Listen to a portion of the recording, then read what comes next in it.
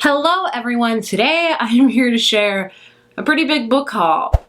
Who's surprised there? So before I get into all the books that I've bought and received and all of those many things, I just want to say a thank you to the sponsor of this video, Book of the Month. Book of the Month is an online book service for readers. They provide a curated selection of new and early release books each month for members to choose from. They have some amazing selections and feature a plethora of genres. Mystery, thrillers, romance, literary fiction, fantasy, sci-fi, historical, and many, many more, sometimes even nonfiction as well. There are 5 selections for members to choose from each month, and you can skip a month if you're not interested in any of the selections without any penalty at all. There's a lot to love about Book of the Month, especially this month because they are running an amazing promotion. If you use the code BOOKWISH at checkout, you get your very first book from Book of the Month for only $5. That is just an amazing price. So if you haven't already signed up for Book of the Month or tried it out or just want to try it out, I highly recommend this month be the month for you to do so because your first book is literally $5. That is just a bargain, honestly. So like I said, if you're interested in Book of the Month, now's the perfect time to do so. All of the links will be down below,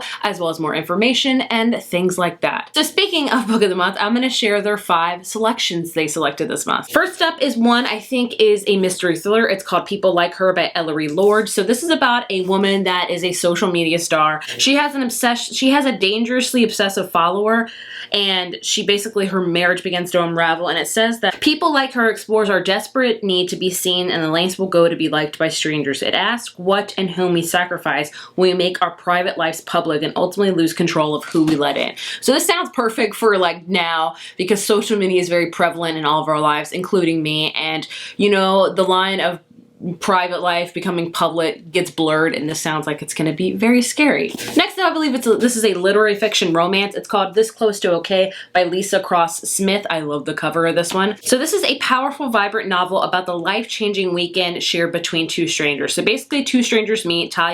Tally meets this guy that is about to commit suicide sitting on the edge of the bridge, and she kind of saves him, and they have a weekend together, and she makes it her mission to provide a safe space for Emmett, the guy who was going to take his life. And what Emmett doesn't realize is that this is actually Tally's job. She is actually a therapist. It alternates between their perspectives, and it brings the truth of what brought them together on the bridge that day. As it's This Close is Okay is an uplifting, cathartic story about chance encounters, hope found in unlikely moments, and the subtle magic of human connection. It sounds amazing, and it sounds like it's going to be an insane tearjerker. Just in time for Christmas, we have In a Holidays by Christina Lauren. This is their latest release. This is a romance book. It's about a girl that goes home for the holidays at her family's cabin, and this is like their last year at the cabin because they have to sell it, and she's just very sad. And so basically what happens is like a Groundhog Day element almost. Every week she ends this holiday, she goes back in the car to drive away, and then she wakes up on the plane going to the cabin again. So basically her week just keeps repeating and repeating until she can find what truly makes her happy. This is for sure on my December TBR because Christmas. I love seasonal reads. Then we have another thriller. We have The Wife Upstairs by Rachel Hawkins. So I believe this is a vivid reimagining of one of literature's most love triangles. I believe it flips the script on Jane Eyre. So that's all I need to know about it. With thrillers, I like to go into it blind. This one sounds really interesting, and I still need to read Jane Eyre. I'll get on that one day. And the last book we have, I think it might be a short story collection. It's The Office of Historical Corrections by Daniel Evans. This is a novella and stories. Evans considers how and why some people choose to confront history and others to outrun it. So it has a lot of stories in it. We have a story where a white college student tries to reinvent herself after a photo featuring her in a Confederate flag bikini goes viral. And another, a daughter takes her mother on a tour of a prison that tore her family apart. And it just says, moving between grief and humor, Evans portrays characters who experience the universal confusions of lust and love and getting walloped by sorrow, all while exploring how history haunts us. So this is like an amazing short story collection that I might try to read also for December because I think it's important to read, and the fact that they're short stories will be easy to fly through. If you're interested in any of these books from Book of the Month, I highly recommend checking them out. You can also check out their backlist as well and select any book that they had featured in previous months. So yeah, if you're into a Book of the Month, if you're thinking about trying it, try it this month. $5. Go BookWish. Don't miss out on it. I wouldn't. Now moving to all the books I bought. I bought a lot this month. Do I have an excuse? Absolutely not. it. The first one I have is My Dark Vanessa by Kate Elizabeth Russell. I've heard a lot about this book. I was very on the fence of buying it because it takes a lot for me to read really hard-hitting books that I think will make me cry. And this one I think will. This is basically all about a student, a girl that has a relationship with her teacher, and it's very toxic and abusive. And so I think it flips between time periods of 2000 where she's 15-year-olds and she becomes into an affair, and then it takes place 17 years later. Another student that's also been kind of in a relationship with him reaches out to Vanessa, and now she finds herself in a really hard situation to remain silent or to come true. So it's all about the toxicity, the horrible abuse there is of teacher-student relationships, like an affair and things like that. I've heard amazing things about this book, so it might be one of the first books I read in 2021. I have to prepare myself for it. On a lighter side, we have The 12 Dates of Christmas by Jenny Bayless. I'm reading this for my readathon. 'Tis a season-a-thon. It's literally what the title says. It's about a girl that goes on 12 dates for Christmas, and of course she ends up falling for someone that's been under her nose the entire time. Will it be cliche and probably predictable? Absolutely, but it'll be a Christmas cute time, and that's exactly what I'm looking for this month. Then a book that I bought that I've actually already read, so good job. Instant Karma by Marissa Meyer. This is her first YA contemporary book, all about this girl Prudence, who is very type A, very methodical, organized, and she gets paired up with this guy named Quint, who is basically the opposite. Somehow they end up working at this animal rescue center to help save sea lions and rehabilitate them. And also she like falls and bumps her head one day, and she has the ability to enact karma in people, and that's basically the whole premise. I'll be honest with you, my wrap-up's coming in soon. I didn't really like this. It was okay. Dare I say it might be skippable? I don't know. I bought a sequel this month, Crush by Tracy Wolff. Target was having like a buy two get one free books, and I always fall for that because like Cartwheel, I'm a Target member, I'm a Target like red card holder, so like it's a good deal honestly. And I was like, I guess I should buy this. So this is a sequel to Crave that I read this year. And Crave is a vampire book that is 100% cringy, 100% like cringy is the word I'll use for it, about a girl that goes to like this school that turns out to be full of vampires and werewolves and dragons, and it's exactly what you think it is. And I'm not gonna lie, I had a good time reading it. Was it amazing? No, but it was a fun time. So I got crushed. I did not know this book would be this big. Like, oh my goodness, it is almost, yeah, it's like 700 pages. That's insane, but I'll read it one day. I'm not gonna put priority on it because wow. The next book I bought is The Library of Lost Things by Laura Taylor Namey. I read her newest book this year called The Cuban Girl's Guide to Tea and Tomorrow, and I loved it so much. It's a YA contemporary book. This is her first release one. I don't know much about it. I think it's about a girl that works at this bookstore, and this guy starts working there, and that's all I know. I just really enjoyed her other books so much and loved her writing that I want to read more of her books. And this cover is really cute and adorable, and any book that takes place in a bookstore, just take my money. Next up, I bought a nonfiction, and that is Forgiving What You Can't Forget by Lisa Turquoise. So this is a Christian nonfiction. I read one of her other books earlier this year and just loved it. I use these as devotionals a lot. I'll read a chapter every morning, and just that last book I read by her was just the perfect book to read right now in my life. I have that a lot with Christian nonfictions, but this one is about what if it feels like forgiveness won't actually fix anything? Does forgiveness mean I have to be in a relationship with that person again? Is it even possible to forgive if they're not sorry for what they did? So basically, this is all about forgiveness, even when you feel like you can't forget it. And I know we all have situations in our life that it's hard to forgive. Sometimes we may have not forgiven. I suffer with that a lot, and I think this book is just going to be amazing. I love the way she writes, so I plan to read this next for like my next devotional read, and I cannot wait because it's going to deliver some hard truths about myself. Speaking of nonfiction, I have the She Reads Truth Advent 2020 calendar, not calendar, book. So I just heard about this from Liv's library, and she has this as well. And so basically they have it every year. It's like an advent calendar devotional to do every single day in the month of December. And so each year is different themed, and it's just designed. It has a whole bunch of things in it every day. Bible verses, things to write down, recipes. It just sounds like an amazing book to like really dive into December, because oftentimes as a Christian, I get caught up in the holidays and just of presents and giving and all that stuff. And I need to be reminded constantly that that's not the reason for the season. Jesus is. So this is going to be great for that. I'm actually doing like a big like Bible study group. A lot of amazing booktubers that is going to do this every single day. So I can't wait to start this in December. I've already started this by the time you're seeing it, so I'm sure I'm loving it. The last book I bought this month is Where the Crawdads Sing by Delia Owens.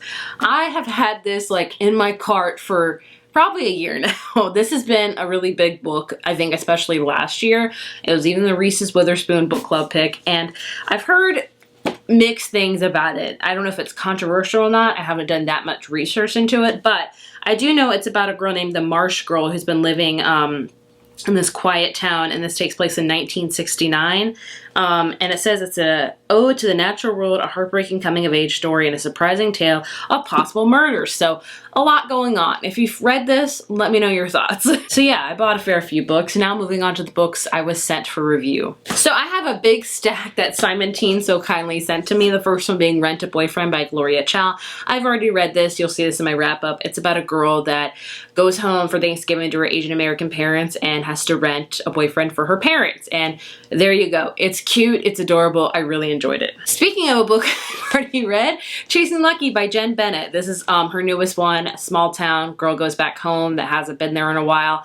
Gets in a relationship with like her best friend that she, hasn't talked to in 5 years. Again, cute, small town read for sure. And another one I've already read that I've already talked about is A Cuban's Girl's Guide to Tea and Tomorrow by Laura Taylor Namey. I read this on ebook earlier this year, and I'm so happy to have a physical copy because I enjoyed it so much. It's about a girl that lives in Miami and loves her Miami culture, and a lot of things happen to her, so her parents decide to make her go to England, where her aunt kind of owns this like big bed and breakfast, and so she goes there, meets some friends, and it's just, I really loved it. I highly recommend it. And another one I've already read, Love and All Is by Jenna Evans Welch.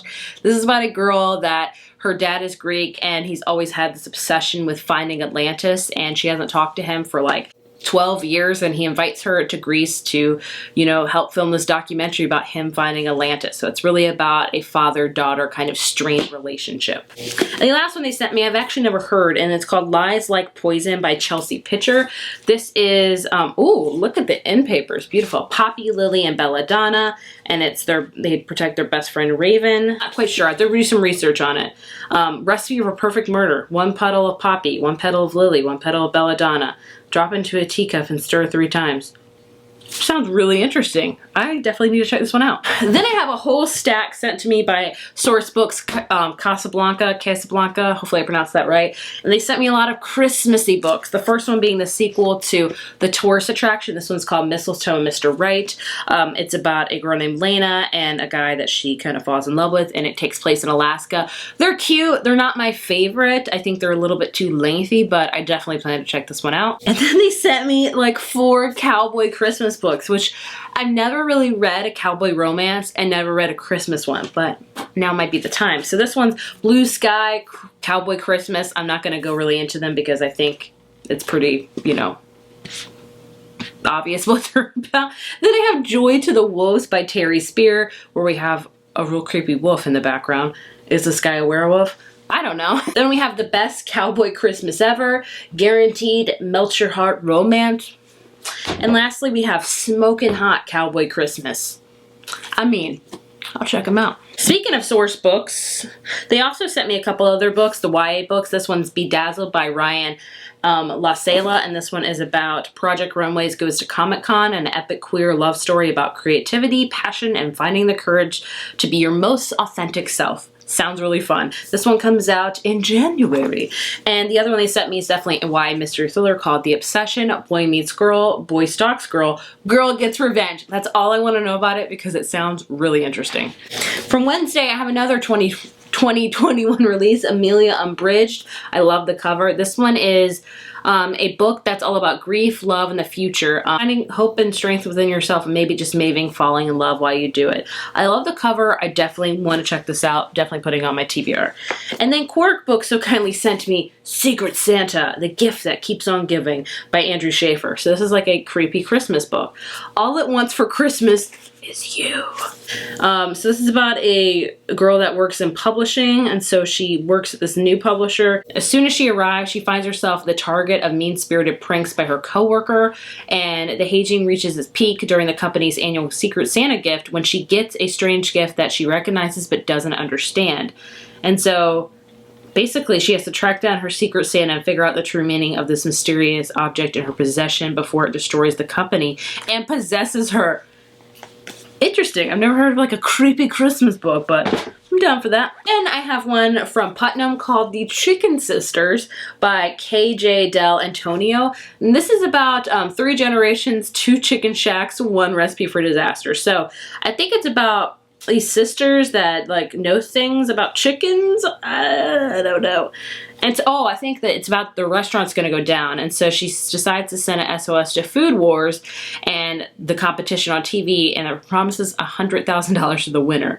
So in doing so, she launches both families out of the frying pan and directly into the fire. I mean, I will check it out. Any book that like has food in it, I'm interested in, for sure. And then from Disney, I have Rebel Rose. This is a new YA series where it features different Disney princesses in the time of them actually becoming a princess, and it has like a fantasy element, and they all become royals. This first book is about Belle, and she is it's 1789, and it's the French Revolution, and she's coming to royalty, so it's going to be very interesting. It sounds really interesting. And the last 2 books I have from Outcrate, the first one being their Invisible of Addie LaRue box that they have the special edition, which is really, really pretty. So shiny. I've already read this book. It's about a character named Addie LaRue who never dies, but her thing is that nobody remembers her name at all, and then one day somebody does. I really enjoyed it. Highly recommend it. And then the book that came in their November box was Among the Beast and Briar by Ashley Poston. This is kind of like a woodsy, foresty, nature, I don't know, book. It's people that go on like this epic quest in the woods, and mysterious and magical things happen. It sounds really interesting. So that is the whole book haul. A lot of books, a long video. I'm sorry. And I probably didn't describe all of them enough. I apologize, but links for all of them will be down below if you want to check them more out. So I would love to hear if you've read any of these or heard about them. And yeah, thank you guys so much for watching. I will see you in my next video. Bye.